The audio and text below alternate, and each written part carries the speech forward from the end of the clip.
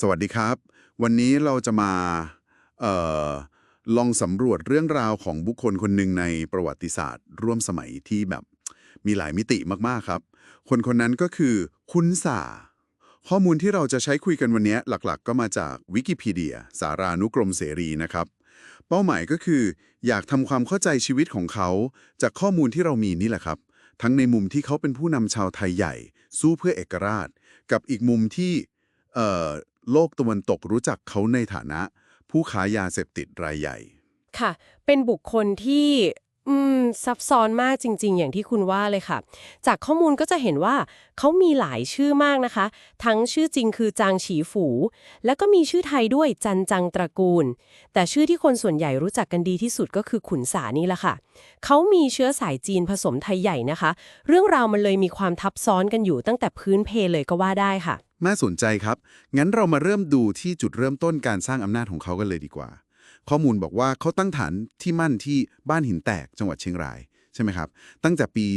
2506ใช่ค่ะตรงนั้นนี่น่าสนใจมากนะคะคือไม่ใช่แค่ฐานทัพแต่มีข้อมูลว่าเขาสร้างโรงพยาบาลมีวัดมีโรงเรียนด้วยโอ้โหเหมือนสร้างเมืองเล็กๆของตัวเองเลยนะครับค่ะก็อาจจะเป็นกลยุทธ์สร้างฐานมวลชนสร้างความชอบธรรมอะไรแบบนั้นนะคะแต่ว่าในขณะเดียวกันข้อมูลก็ชัดเจนว่าที่นั่นก็เป็นฐานผลิตเฮโรอีนด้วย อ๋อครับคือใช้ฝิ่นที่มาจากรัชชาญเร่งปลูกฝิ่นสำคัญในตอนนั้นนี่เลยเป็นจุดที่ทำให้บทบาทของเขาแบบซับซ้อนมากชีวิตเขาก็มีช่วงที่ผกผันนะคะอย่างปี 2512เนี่ยข้อมูลบอกว่าเขาถูกทางการพม่าจับกุมข้อหาค้ายาเสพติด การจับกุมครั้งนั้นน่าจะเป็นจุดเปลี่ยนสำคัญเลยนะครับแต่ดูเหมือนว่าเขาจะกลับมาได้อีกใช่ค่ะ เขาถูกคุมขังอยู่พักหนึ่ง แต่ว่าได้รับการปล่อยตัวในปี 2516 มีข้อมูลที่น่าสนใจมากๆค่ะ คือบอกว่าการปล่อยตัวครั้งนั้นเป็นการแลกเปลี่ยนแลกเปลี่ยนกับอะไรล่ะครับกับชีวิตแพทย์ชาวโซเวียต2คนค่ะ ที่กองกำลังของขุนส่าจับเป็นตัวประกันไว้ โหมีเรื่องแบบนี้ด้วย ค่ะ ซึ่งเหตุการณ์นี้มันก็ส่งผลกระทบพอสมควรจนทำให้รัฐบาลไทยในตอนนั้นต้องผลักดันกองกำลังของเขาออกจากพื้นที่ประเทศไทยไป นั่นก็นำไปสู่ปฏิบัติการกวาดล้างครั้งใหญ่ที่บ้านหินแตกในปี 2525 ที่เรารู้จักกันสินะครับ ถูกต้องค่ะ ปี 2525 เหมือนจะจบแต่ก็ยังไม่จบนะครับเขาทำยังไงต่อหลังจากออกจากไทยไปแล้ว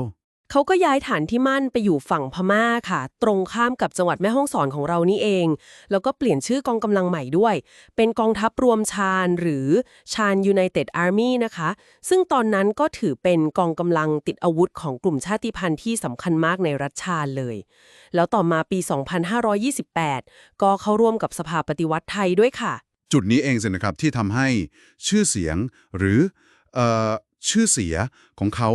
ดังไปทั่วโลกโดยเฉพาะในมุมมองของชาติตะวันตกใช่เลยค่ะ โดยเฉพาะอย่างยิ่งในปี 2532 อันเนี้ยชัดเจนมาก ทางการสหรัฐอเมริกาตั้งค่าหัวขุนศาสตร์สูงถึง 2 ล้านดอลลาร์สหรัฐ2 ล้านเหรียญเป็นจำนวนมหาศาล คือกว่า 1,000 ตันเข้าประเทศ อันนี้เป็นการตอกย้ำภาพลักษณ์ราชายาเสพติดแห่งสามเหลี่ยมทองคำให้มันชัดเจนขึ้นไปอีกในสายตาชาวโลกนะคะ อ่า แต่สุดท้ายอำนาจมันก็ไม่จีรังนะครับ เดือนมกราคมปี 2539 ข้อมูลบอกว่าขุนศาสตร์ตัดสินใจเข้าสวามิภักดีต่อรัฐบาลทหารพม่า มีการมอบอาวุธด้วย ค่ะเงื่อนไขสำคัญเลยนะคะตามข้อมูลที่เรามีก็คือการยอมจำนวนครั้งนั้นแลกกับการที่เขาจะไม่ถูกส่งตัวเป็นผู้ร้ายข้ามแดนไปดำเนินคดีที่สหรัฐอเมริกาอ๋อ เป็นดิวอย่างนี้นี่เอง ใช่ค่ะหลังจากนั้นขุนศาก็ใช้ชีวิตในช่วงสุดท้ายอยู่ที่ย่างกุ้งค่ะภายใต้การควบคุมของทางการพม่าแล้วช่วงสุดท้ายของชีวิตเขาเป็นยังไงบ้างครับ เห็นว่ามีปัญหาสุขภาพ ใช่ค่ะมีปัญหาสุขภาพหลายอย่างเลยทั้งอัมพฤกษ์ความดันโลหิตสูงแล้วก็เบาหวานด้วยค่ะจนกระทั่งเสียชีวิตในวันที่ 26 ตุลาคม ปี 2550 ตอนนั้นอายุ 73 ปีค่ะ ครับ ก็เป็นการปิดฉากชีวิตที่เต็มไปด้วยความขัดแย้งผกผันจริงๆ นี่ก็คือภาพรวมเรื่องราวชีวิตของคุณสารนะครับ จากข้อมูลที่เราได้สำรวจจากวิกิพีเดียกัน เป็นเรื่องของบุคคลคนเดียว แต่มีหลายหน้าหลายบทบาทมาก ทั้งผู้นำการต่อสู้เพื่อชาติพันธุ์ ทั้งผู้ที่ถูกตราหน้าว่าเป็นอาชญากรระดับโลก ค่ะประเด็นที่น่าสนใจหรืออาจจะชวนให้คิดต่อจากเรื่องนี้ก็คือว่าคนคนหนึ่งเนี่ยสามารถถูกมองในภาพลักษณ์ที่มันต่างกันสุดขั้วได้ยังไงนะคะขึ้นอยู่กับว่าใครเป็นคนมองจากมุมไหนการต่อสู้เพื่ออุดมการณ์ของกลุ่มชาติพันธุ์ตัวเองกับการเข้าไปพัวพันกับธุรกิจที่ผิดกฎหมายระดับโลกเนี่ยมันสะท้อนอะไรเกี่ยวกับความขัดแย้งในภูมิภาคหรืออาจจะสะท้อนธรรมชาติบางอย่างของมนุษย์เองหรือเปล่าอันนี้เราก็แค่พยายามนำเสนอข้อมูลจากแหล่งที่เรามีนะคะเพื่อให้เห็นภาพในหลายๆด้านโดยที่ไม่ได้ต้องการจะตัดสินหรือว่าชี้นำไปในทางใดทางหนึ่งเป็นพิเศษค่ะ